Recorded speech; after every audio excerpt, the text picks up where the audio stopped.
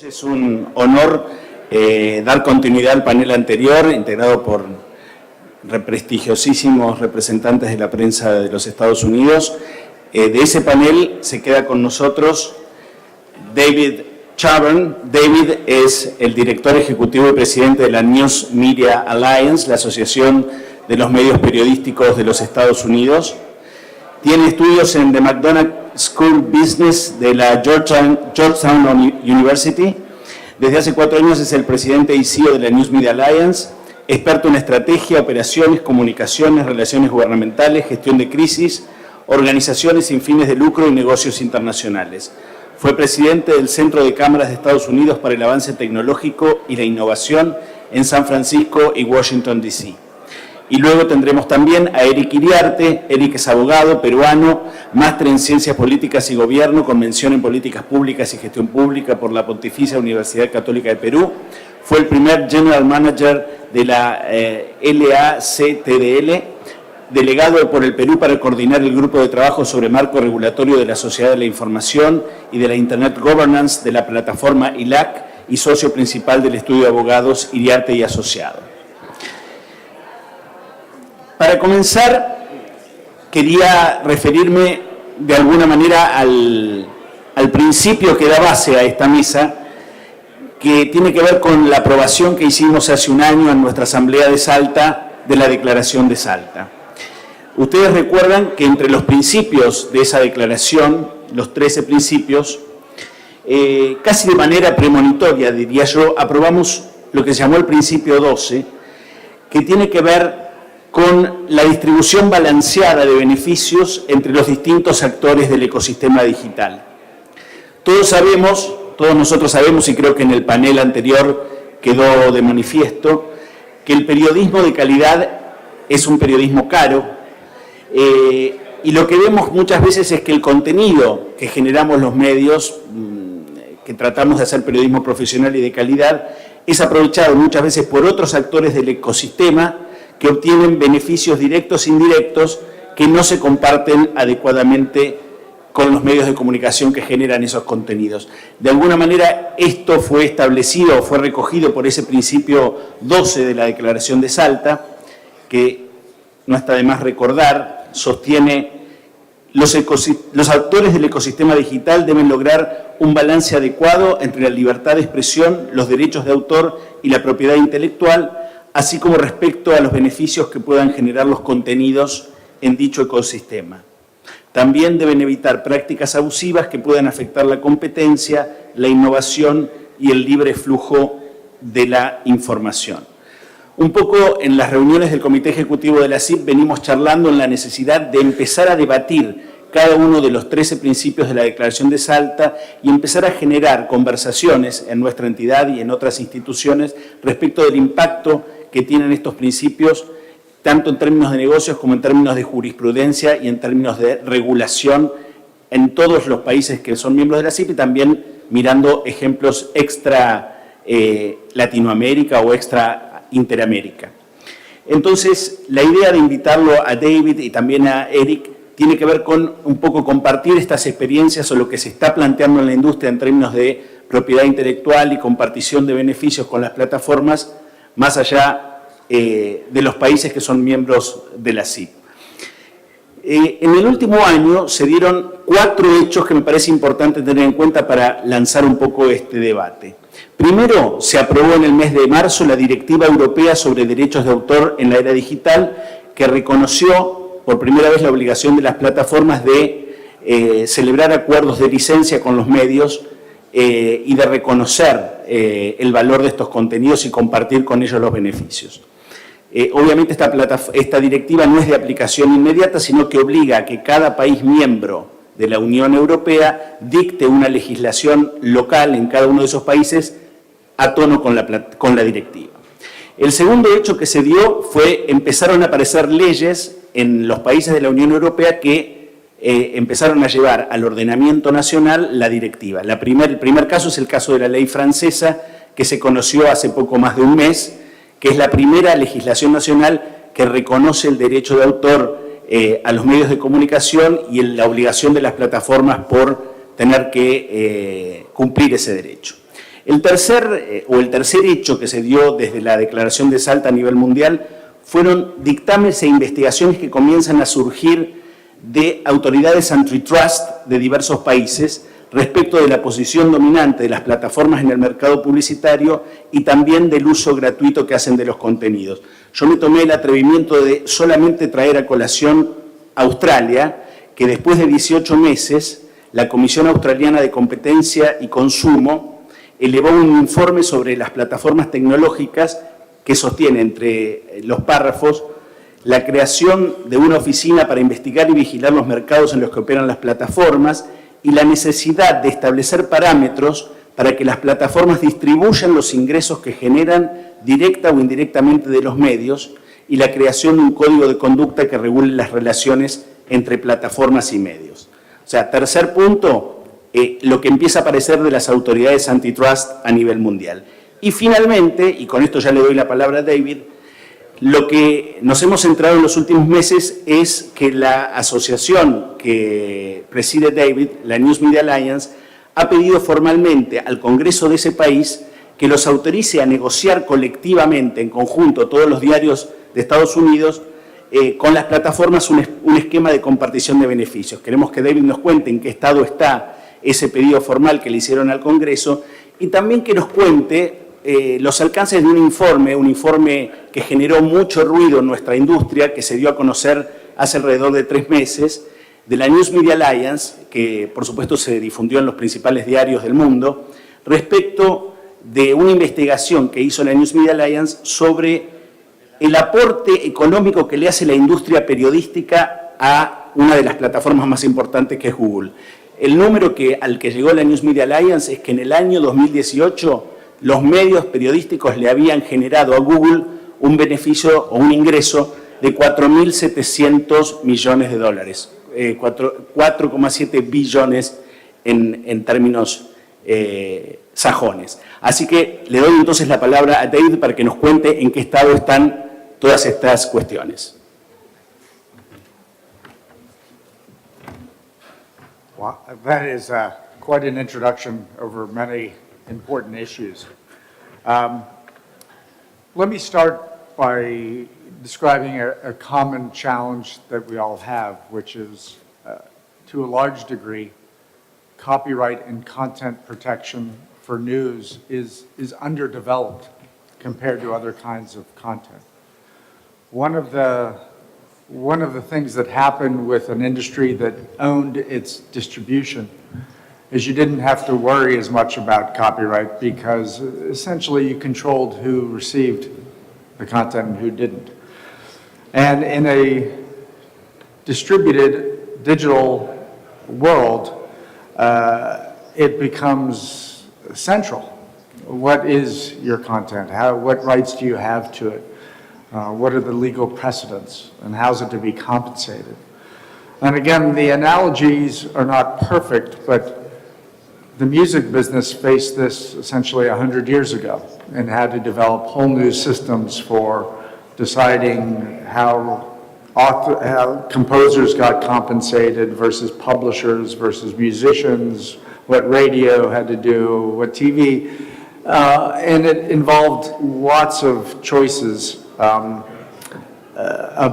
establishing a system of distributed content. And we're essentially in the early innings of that same debate about news content. I'll talk specifically about what we've done, and then we'll move on, but I'm also happy to talk about the EU and Australia and other places where we're all trying to address these issues at the same time. In the context of the United States, after a lot of consultation with my members, it was viewed that the best approach would be to have a collective negotiation between digital news publishers and the major platforms. And by digital news publishers, I mean anyone who creates content that they deliver online.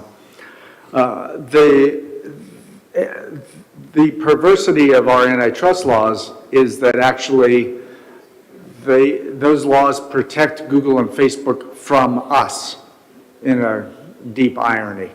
You know, we are not able to collectively act without violating the antitrust laws. So we've asked Congress for the ability to do that, and our negotiation, we've always said, would encompass 4 major things, which is money, obviously, how it's compensated, data, algorithm stability. You know, changes in the algorithm can make your business live or die, as we saw with Facebook last year. And also brand suppression, which I talked about earlier. We've got the bill introduced in both houses of Congress. We had a very good hearing in the House. We're looking for action in the U.S. Senate. I think in a world where people are struggling to find alternatives to support the news business, what we have suggested is actually a pretty light touch, right? We're not asking for the government to regulate these platforms or tax them or break them up. We're just asking for the government to leave us alone. And we are pushing very hard on that initiative, and you know, I gave up a long time ago handicapping whether something would pass or not, but we are feeling optimistic because we sense from all sides of the political spectrum a real concern about what's happening with local news media. There was a specific question here about our study about Google and how much they benefit from news content. It's a very hard problem because they disclose very little information about how different levels of content act on their platforms and how they benefit. So we hired some very thoughtful economists to take a run at the challenge. And they came out with a report that, in terms of technique, I think is fascinating and worth reading. There's a lot of complaint back from Google about the number of 4.7 billion. There was a lot of controversy about it. At the end of the day, nobody has offered us either a suggested alternative number or even a suggested way to figure out the alternative number. So essentially the blowback was, as we interpreted it, please shut up and sit down and don't ask. As you may imagine, that doesn't come naturally to me. So again, we would be happy for somebody else to do a study and to evaluate it and come up with they view as a more credible number. At the end of the, what we were mostly trying to get at is the fact that news is valuable to the platforms. People consume lots of content there. It drives their engagement. They want to go to these platforms for news. People care about the world. People are consuming more hard news than ever. And that is an absolute good, by the way. We want people to consume our content. We create something popular. But the irony is that in a world where people want our content more than ever, the financial returns are lower than ever. And we have to redress that, or else there won't be news content for people to enjoy, at least not professional, supported news content. People say information wants to be free, okay? Information may want to be free, but journalists have to be paid. And eventually you have to connect those two lines. And we, among other folks around the world, are trying very hard to connect those lines. Gracias, David.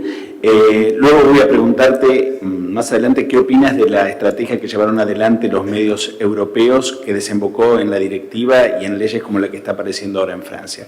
Pero quiero darle la palabra ahora a Eric. Eric fue copartícipe de la redacción de la Declaración de Salta y de alguna manera está viendo cómo el principio de la propiedad intelectual en el terreno digital ha evolucionado en los últimos años y especialmente en los últimos meses. Quería preguntarte, Eric, ¿cómo estás viendo esta evolución? ¿Qué piensas de los pasos que ha dado tanto Europa como otros países? Esto que contó David de Estados Unidos y los pasos que se comienzan a dar en América Latina. Gracias, un gusto compartir con ustedes esta mesa y bueno, como es necesario darle un marco a dónde estamos. Lo primero hay que entender que esto es un debate sobre derechos humanos. A diferencia de otros temas ligados a la propiedad intelectual, como patentes, marcas, innovaciones, en el caso concreto de derechos de autor es un derecho humano. Es el artículo 27.2 de la Declaración Universal de Derechos Humanos. Con eso, lo primero que tenemos que entender es que todos los derechos humanos están en equilibrio constante. El 27.1 de la misma declaración habla sobre el acceso a la información y habla de que cuando alguien crea contenidos o información, debe permitir también esto compartirlo con la sociedad.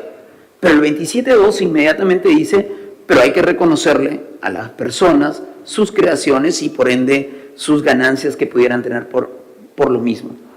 Este delicado equilibrio de derechos no hace que uno esté encima del otro, sino dice que tienen que estar equilibrados. La discusión sobre cómo se gestionan las regalías de derecho de autor tienen casi 2000 años. Hay textos tan antiguos como el Catash o Cicerón, hablando sobre que le pirateaban sus artículos otras gentes alrededor de Italia en su momento. Pero lo cierto es que el modelo que tenemos es de 1850 aproximadamente. En 1850, Víctor Hugo, juntamente con otros autores, crean la primera sociedad de gestión colectiva de derechos. Esta entidad de gestión colectiva de derechos es un modelo que se copia rápidamente en América Latina, entidades que comenzaron originariamente como autores y compositores de textos, de literatura, de poemas, que no podían ir a cobrar a cada uno de los lugares donde se transmitía, se recitaba o en los lugares donde se hacían performance de sus obras. Entonces se inventaron estas entidades de gestión que era muchísimo más sencillo. ¿Cuál fue el problema? Que no se quedaron en papel. La mejora de imprenta, por ejemplo, hacia finales de 1800 permitió, por ejemplo, la edición masiva de diarios masivos. Esta edición masiva, por ejemplo, generó la excepción de noticia del día. La excepción de noticia del día, que no requiere la autorización o el pago de regalías de derecho de autor, fue inventada en esa época, finales de 1800, porque habían diarios que se imprimían en la mañana y diarios que se imprimían en la tarde. Sobre el vespertino tenía una autorización para la noticia del día. Sin embargo, esa excepción sigue quedando hasta ahora. Y muchas veces las plataformas digitales toman los contenidos u otros medios toman los contenidos del mismo día, pero quedan almacenados en las páginas web no un día y no una impresión, sino ad eterno. La segunda evolución tecnológica, más o menos pronta, es la radio. Con la radio, la aparición masificada de los instrumentos de divulgación de música. Con ello, los editores musicales que se enfrentaban a las radios por la transmisión y necesitaron conglomerarse, por un lado, los productores de los contenidos musicales, llámense los artistas, sus editores, los publishers, y finalmente, del otro lado, las radios, y entrar en negociaciones. Parte de estas negociaciones, que luego derivaron en la negociación hacia la industria de contenidos audiovisuales, el cine en concreto, hace que se muevan de Nueva York a California, porque eran muchísimo más permisibles las legislaciones en California. Esa es otra parte de los fenómenos. A esto le añadimos que recién hacia 1930, más o menos, es la versión moderna de la Convención de Berna, que es la utilización de nuestra legislación actual de derecho de autor, que incluye cada vez más excepciones a los derechos de autor por la necesidad de masificación. Pero ninguna de estas evoluciones tecnológicas, radio, televisión, cable, satélite, permitían al usuario de a pie poder generar sus propios contenidos. Cuando aparece el Internet y que requiere un nuevo tratado, que es de 1996 de la OMPI, no solamente se generan las excepciones que ya existían y que no fueron actualizadas, sino excepciones para el uso. Un usuario de a pie, un youtuber, puede tener mayor cantidad de seguidores que un canal de televisión, un podcast mayor cantidad de seguidores que una radio, un bloguero mayor cantidad de seguidores, pero estos contenidos se parten desde la premisa de que la red es libre.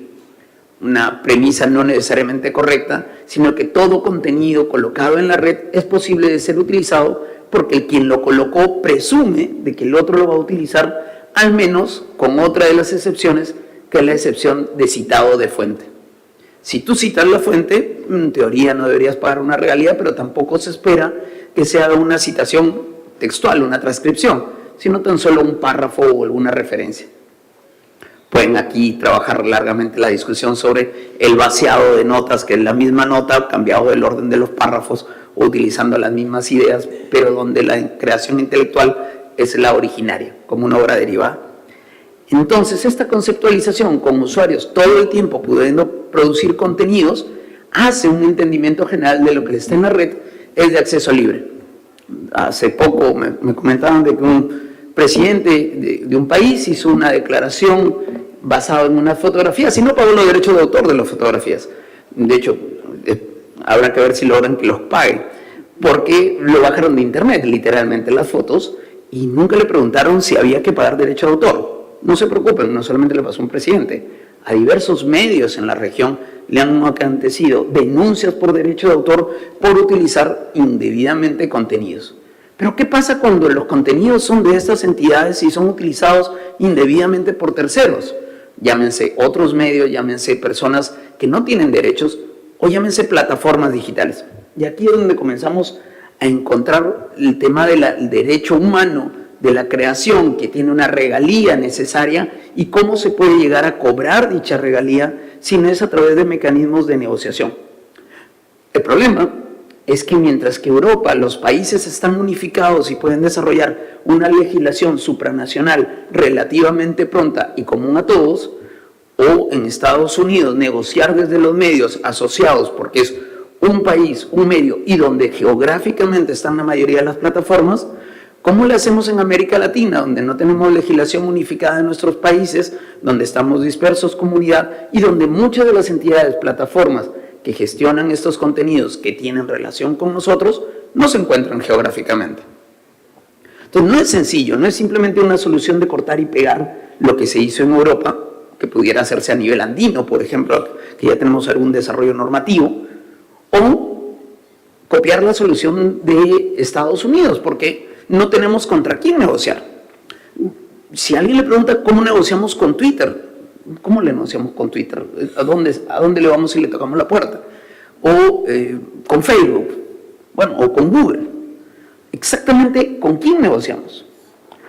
La otra opción es que se sienten en la mesa entendiendo que hay una responsabilidad en la medida que el derecho de autor. Nosotros no tenemos los bloqueos del tema de la reglamentación antitrust en América Latina en su gran mayoría, pero sin duda es un tema de competencia. Pero es un tema de competencia donde hay una legislación sobre competencia que pudiera tener una afectación. Cuando lo trasladamos hacia América Latina, más que nada, según lo único que pudiera hacer una entidad como la CIP, que pudiera lograr soluciones integradas para el resto de sus asociados. Digámosle que la evolución hasta este momento normativamente nos protege, también protege la creación intelectual, es un derecho humano, tenemos todas las de ganar, pero el problema no es una negociación jurídica, es una negociación política, una negociación comercial, donde es un ganar-ganar. Porque, ¿qué ocurriría si de pronto dijeran las plataformas que utilizan estos contenidos de propiedad de los medios, no vamos a seguir utilizando esos contenidos porque hay contenidos de libre acceso creados por blogueros, tuiteros o podcasters que también reflejan lo mismo que ustedes quieren reflejar, pero no necesariamente tienen el gasto de inversión en curaduría de los contenidos que se hacen?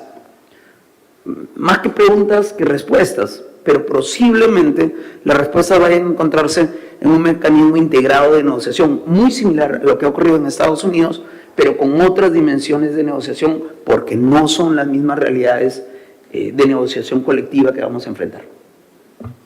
Muy interesante, Eric. Después te voy a preguntar respecto a esto último que comentaste, si hoy, con la posición que tienen algunas de estas plataformas en cada uno de sus mercados, lo que sería una posición de dominio en cada una de ellas, o en el mercado de las redes sociales o en el mercado de los buscadores, si sería realmente posible, digamos, que ellas pudieran excluir, por ejemplo, al contenido de los medios de una búsqueda, debido a que hoy casi se pueden identificar estas plataformas con el propio ecosistema de Internet, ¿no? Si esto no sería también parte de esta negociación colectiva que habría que llevar adelante, porque yo he escuchado también en algunos casos que representantes o digamos, o voceros de estas plataformas dicen, bueno, nadie obliga a los medios a estar en ellas, pero muchas veces hoy estar fuera de estas plataformas casi es estar fuera de Internet, ¿no es cierto? Es un tema que hay que creo que seguir profundizando. David, ¿cómo miran desde Estados Unidos, la industria periodística, los movimientos que hicieron en Europa los medios de comunicación nucleados? Creo que son 2 instituciones que los nuclean en Europa, divididas por países, y que desembocaron primero en la sanción de la directiva y que hoy esos mismos medios están generando instituciones para negociar colectivamente con las plataformas el uso de los derechos. Yes, so in particular, there's been this copyright directive in the EU, in particular, Article 11, which gets often talked about, which gives publishers the right into not only the headlines they write, but the quote-unquote snippets, the summaries of the articles. That's not the only implication of Article 11, but it's the biggest one and the one people are aware of. The underlying that idea is that search results are not just about search, they're also content, okay? In particular, there have been studies done that a majority of people searching for news content just read the headlines and the snippets and never click through. So you've had journalists create content, a headline and a snippet that gets served to the public that satisfies their need for information and for which you get no return. No return in any way, not money, not digital traffic, nothing. So, quote unquote, zero-click search, right? The reader is satisfied simply by the search results. And it's, by the way, this is not just a Google search problem. Any platform, Facebook's going to come out with a new news surface product that will have headlines and snippets. They have had a different approach there, which I can go into. But the EU copyright directives basically, in this context, said that the publishers have copyrights in the headlines and the snippets for which they should be compensated. And the European publishers are ahead of us, frankly, in terms of aligning their interests and having a common argument about the rights that they assert in their content. You may have seen recently there's been news that Google has refused to engage in a compensation discussion about snippets and basically said that the publishers have a choice. They can either be uncompensated or the snippets will be cut out. So it'll just be headlines. Obviously we don't think that's a productive stance on the part of Google. And I think just continually avoids this discussion of, in this digital space, we need to have a sustainable way to support journalism. And by the way, these platforms pay for other kinds of content. They license music content. If you go to YouTube and consume music, Google pays a licensing for that. Facebook licenses music that shows up in the news feed and other places. The principle of paying for content they've already crossed that border. They kind of just uniquely don't want to pay for our content. And this can't be a sustainable strategy because ultimately, if there are not economic returns to the content, it won't exist. And as I think I was indicating before, there's no magic other answers or other pots of money to go to. And I don't think it's incorrect to talk to the distributors of content about economic return. I don't see the big violation in principle in doing that. So we've been very supportive of the EU publishers. They're more organized than we are. They're ahead of us in terms of the debate. but it's something we should all follow very closely because it will define, again, the future of our copyright system. Una pregunta, David, respecto de lo que decías recién, inspirado en lo que han hecho otras industrias como la música o el video, que pelearon por sus derechos intelectuales antes que los editores periodísticos. Uno de los argumentos que uno escucha del otro lado es que es diferente el uso, por ejemplo, que hacen plataformas como Spotify o YouTube de los contenidos de música o de video, porque la gente los consume en esas mismas plataformas. En cambio, en el caso de los medios, la gente puede tener acceso a los medios en la página de búsquedas, pero no necesariamente después queda en esta página, sino que va a los medios. O sea, estas plataformas de alguna manera sostienen que le dan tráfico a los medios, pero que el lector no termina en la plataforma, sino que termina en el medio. ¿Cómo leen esta objeción que se les hace del otro lado? Well, a common response from Google and others is, we provide you with the traffic back to your sites, and isn't that great and valuable? First of all, again, many people consume the content without going back to the sites. You always have to remember that. Secondly, the traffic back, you presumably are then serving ads to them digitally, and that ad ecosystem is dominated by Google, the whole technical ad stack, so they get their return there as well. And frankly, if traffic was a sustaining asset, you'd see digital news publishers who are winning with just driving traffic. But I think we've all seen that driving traffic is actually can be a negative strategy. So the other point I'd like to make is that the platforms get other benefits from your content. They use the content you create to do things like train their AI. If your news content, by the way, gets delivered in multiple places and is translated, they'll use those translations to train their AI, for which you get, again, no compensation. They're using your content and for which you get no compensation. So the sort of magic idea at the end of the day that you should be grateful for this stream of traffic that doesn't pay the bills, that's ultimately not a winning argument either.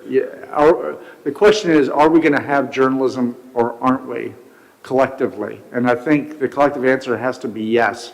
So we need a better system for reflecting the value inherent in the content we create.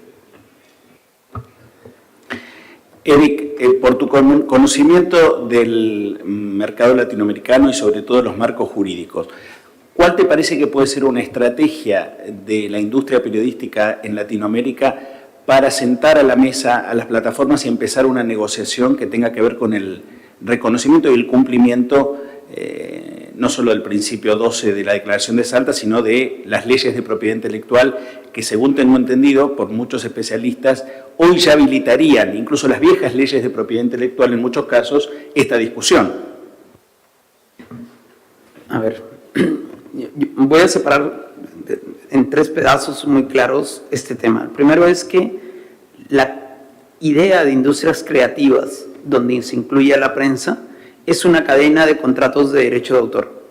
El fotógrafo o el articulista que tiene una relación contractual con el medio que a su vez distribuye esto por su propia plataforma hacia un usuario final que lo que hace es consumir una suerte de licencia de dicho contenido, o se pudiera hacer a través de una plataforma propia o de tercero, incluyendo las plataformas digitales. Es decir, al menos hay 2 o 3 contratos de derecho de autor que están en el medio.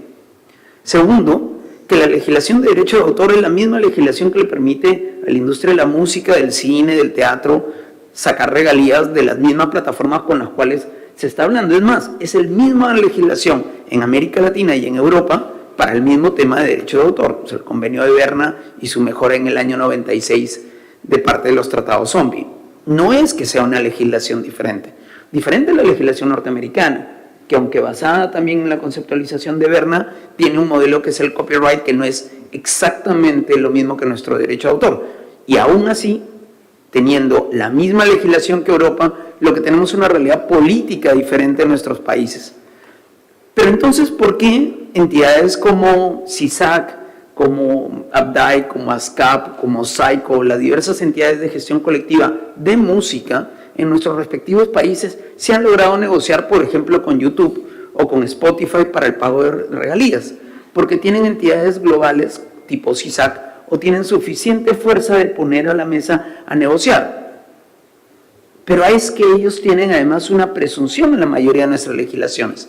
Se presume que todo artista o todo músico o todo aquel que hace música o hace cine o teatro está dentro de una de estas entidades. Es una presunción ultraactiva en la cual se considera en el derecho de autor que las personas, por el mero hecho de ser creadoras, ya son parte de alguna de esas asociaciones. Por ende, estas asociaciones van y negocian por los que han creado y por los que van a crear en el futuro. ¿Por qué no hacer lo mismo con una entidad que gestione los contenidos de periodistas, de fotógrafos o de personas ligadas a la prensa? O de los editores, que también existen en la mayoría de nuestros países y tienen un derecho derivado del derecho de autor, que en este caso tiene que ver con la gestión de recursos económicos o los denominados derechos económicos o patrimoniales. Y la tercera pregunta es, ¿exactamente quién pudiera hacer esto? ¿Han requerido de ir las entidades de gestión de música o de cine a sus estados respectivos en América Latina para irse a sentar a negociar con YouTube, con Spotify o con quien fuera? La respuesta es no, porque la legislación lo permite. Y si la legislación lo permite, ¿por qué no se ha logrado hacer desde los publishers de contenidos de prensa? Creo que la respuesta es muy práctica y tiene que ver con que para eso necesitas tener una estructura al menos armónica o con puntos comunes de cuáles llegar a negociar.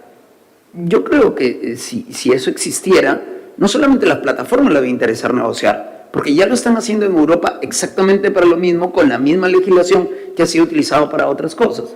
Ya lo van a hacer aquí en Estados Unidos, cuando este tema de la ley antitrust tiene una regla especial.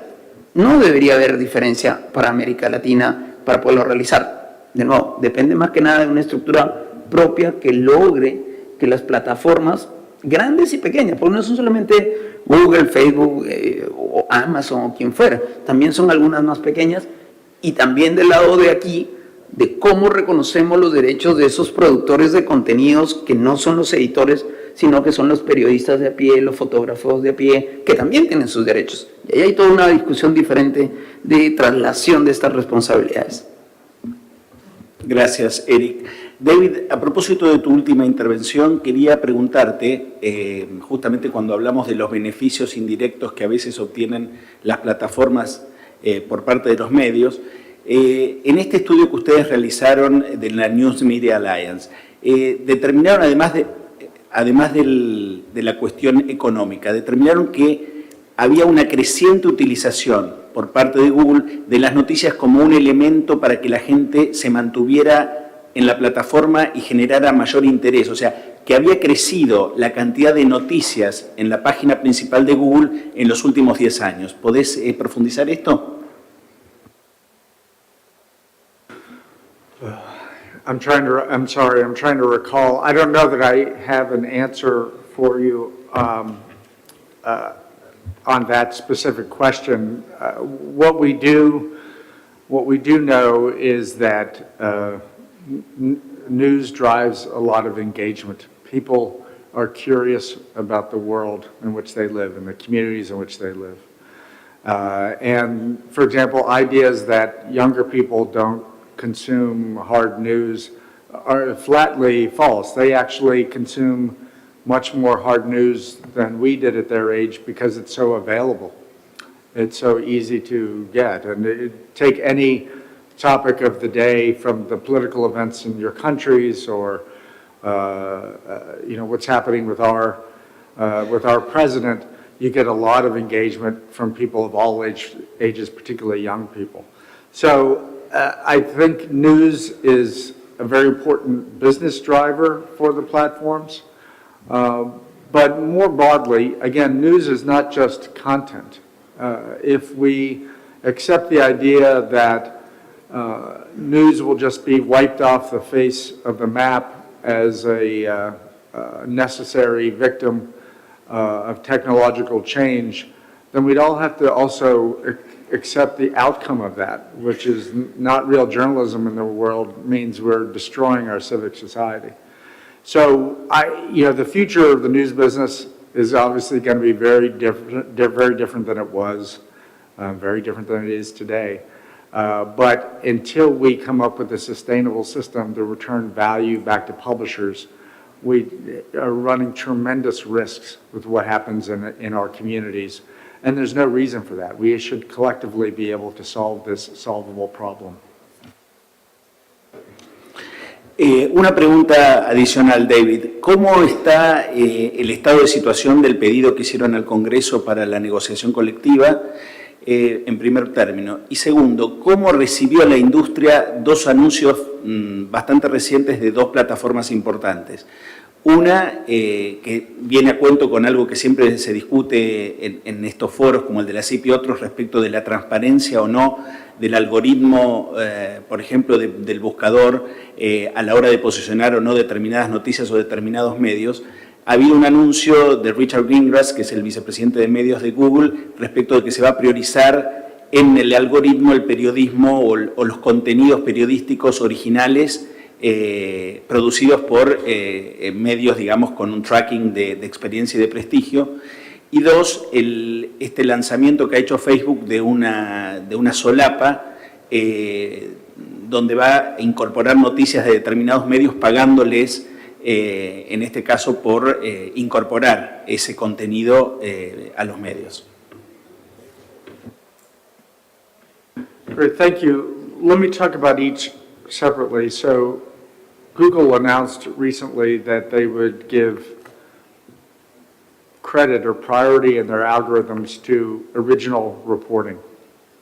It's been a common problem that someone would invest in breaking news and journalism, and then it would be quickly copied or repackaged often by bad actors, and who would then profit from being at the top of the search results. So this announcement is a good thing, right? I mean, it's something we've asked for quite a while. But again, it's sort of a statement of intent. Nobody knows actually how the algorithms work. Nobody can tell you what credit in the algorithm really means. And until we see it play out, we won't know its impact just because the algorithms are so opaque.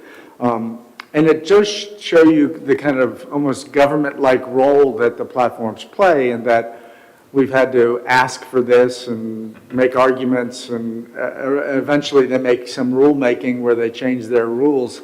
But I'm not sure we should have had to do all those processes. But our response there is it's a good directionally, but again, we have no idea of its actual effect until we see it. Facebook is creating a separate place for news in its product called a News Tab or News Surface. And they have actually agreed to license and pay for access to some amount of content, at least from US publishers. Again, that is directionally a good thing, right? I mean, we have asked them to pay for content and they're paying for access to content. But it's a small subset of publishers, and there's been no kind of transparency about pricing. As a matter of fact, publishers under non-disclosure agreements were not permitted to talk to each other or talk to anybody else about the terms. So, and most publishers in the US are not included in these arrangements. So it almost, while directionally positive, and we've said good things, if it almost highlights the need for a collective approach rather than a singular approach. Bueno, lamentablemente se nos fue el tiempo. Mi controller, Ricardo Totti, incluso nos impide abrir a preguntas porque estamos atrasadísimos, así que lo que me dijo es que tanto David como Eric están aquí todo el día de hoy y también mañana, con lo cual vamos a poder exprimirlos en los pasillos. Muchísimas gracias a ambos.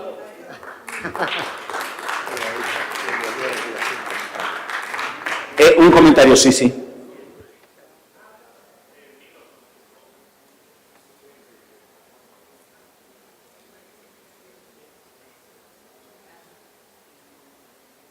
En español, muchas gracias. Por un minuto, mi nombre es Eleonora Rabinovich y soy de Google, soy la gerente de políticas públicas para Conosur. Nada más quería decirles que estamos en la mesa, venimos a la CIP hace muchos años. Mañana va a estar Richard Gingras, que es nuestro VP de News, hablando sobre muchos de los temas que fueron mencionados en este panel. Va a estar, y nosotros, estoy con mi colega Matías Atwell, todos nos conocen, venimos hace años a la CIP y a otros foros de la industria de medios en la región, con lo cual desde Google nos sentimos partícipes de esta conversación en el mundo y en la región. Estamos en la mesa, estamos debatiendo, creemos que es un tema sumamente complejo. En Europa hubo muchísimas posiciones diferentes, no se puede reducir a una posición binaria entre la industria de las noticias o el entretenimiento y las grandes plataformas por el otro lado. Hay muchísimas posiciones que es interesante también conocer. Seguramente mañana Richard también va a poder contar un poco más sobre eso, o nosotros en los pasillos. Y también, por último, creemos que atar la discusión de copyright con la discusión urgente sobre sustentabilidad es un camino complejo, que también puede producir consecuencias indeseadas en la open web y en la internet libre, que es lo que todos queremos proteger y fortalecer. Así que gracias por el minuto y los esperamos todos mañana. Gracias, Eleonora. Gracias a todos y... Muchísimas gracias, Eleonora, y doy crédito justamente en que en los últimos 5 años que hemos trabajado juntos con Google, muy especialmente con Eleonora y Matías, de la participación, la apertura y la buena voluntad para trabajar todos los temas de la CIP, incluso con la declaración de Salta y el apoyo que nos dan como institución en todos estos temas. Así que creo que este es un tema de origen y de comunidad mundial, que todas las organizaciones, las plataformas y como bien expresa la declaración de Salta, es la búsqueda entre todos del bien común para todos. Así que gracias siempre a Google, a Facebook y otras plataformas que comparten estas ideas y que tienen la apertura para seguir trabajando con nosotros. Dicho esto,